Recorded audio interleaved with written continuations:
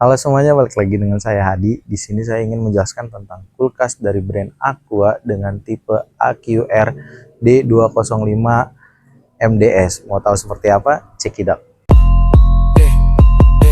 Forget the haters, I'm getting paid. Turn all that talking into upgrade.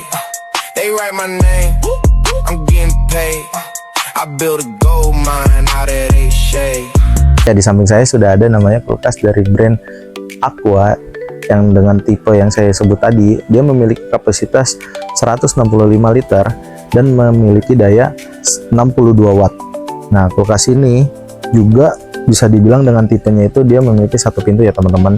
Jadi pada kulkas umumnya, kalau kulkas satu pintu, dia freezernya ada di dalam bareng dengan kompartemen yang biasanya. Ya, untuk tampilannya seperti teman-teman lihat dari kamera ya teman-teman, yaitu dia memiliki warna abu-abu tapi glossy teman-teman, cukup elegan untuk taruh di rumah teman-teman juga nih ya.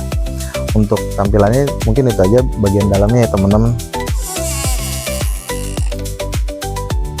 Ya, bagian atasnya itu untuk kompartemen untuk freezernya nih, untuk bagian atasnya.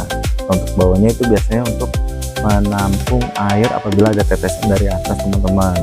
Nah, di sini juga di sebelah kanannya freezer ini ada tombol putar untuk mengatur suhunya teman-teman. Jadi teman-teman mau suhunya ada minimum, maksimum, sama medium. Nah, untuk di tengahnya lingkarannya tombolnya ini itu ada tombol teman-teman, itu biasanya untuk defrost. Nah, untuk di bawah tombolnya juga ada terdapat lampu indikator teman-teman. Jadi biasanya kalau buka pintu itu dia langsung menyala lampunya.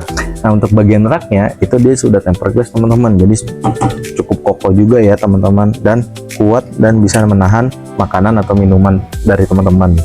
Nah, untuk paling bawahnya dia ada kompartemen namanya fresh box ya teman-teman. Fresh box ini biasanya untuk menaruh sayuran, buah-buahan. Nah, dia taruhnya di bagian kompartemen paling bawah teman-teman.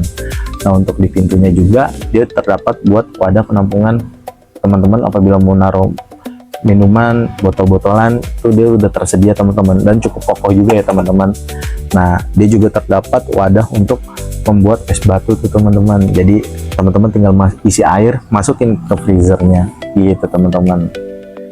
Nah, untuk rak di pintunya juga yang di paling atas itu juga ada namanya wadah untuk menaruh telur teman-teman. Jadi teman-teman nggak usah bingung atau khawatir kalau beli telur pengen taruh di chiller atau di kulkas, itu tinggal taruh aja sudah ada wadahnya, jadi nggak takut digelinding kemana-mana gitu teman-teman. Ya, pesan-pesan untuk para tim tenis Sierra Blue di luar sana, pastikan dulu nih sebelum mengirim, cek dulu barangnya di gudangnya masing-masing, cek unitnya ada penyok atau rusak atau baret di bodinya, pastiin dulu ya teman-teman, cek terlebih dahulu.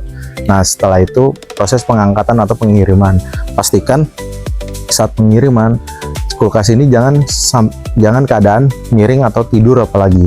Nah, pastikan dia tetap terjaga tegak lurus ya teman-teman, karena dikhawatirkan oli pada kompresor takutnya naik ke arah evap teman-teman gitu.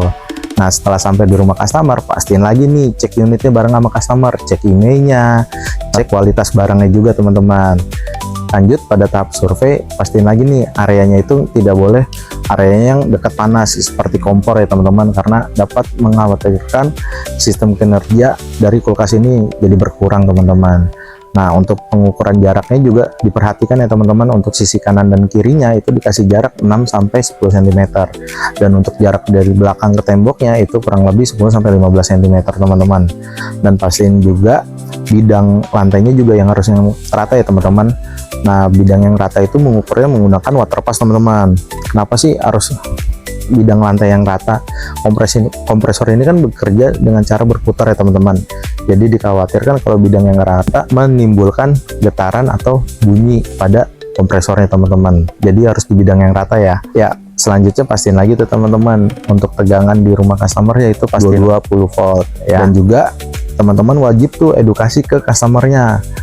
Edukasi dimana kalau saat kulkas ini tiba itu tidak boleh langsung dihidupkan teman-teman, karena membutuhkan waktu dimana oli itu balik lagi ke arah kompresor. Bang, kan pembawaannya nggak miring apalagi nggak tidur, berarti kan olinya harusnya nggak naik. Betul, tapi kan karena proses perjalanan dimana ada jalan rusak ataupun polisi tidur, oli itu juga kan akan terguncang-guncang ya. Jadi butuh waktu dimana oli itu balik lagi ke kompresor. Jadi butuh waktu kurang lebih 4-8 jam teman-teman. Tolong diedukasi ya ke customernya. Oke, mungkin itu aja video dari saya. See you next video.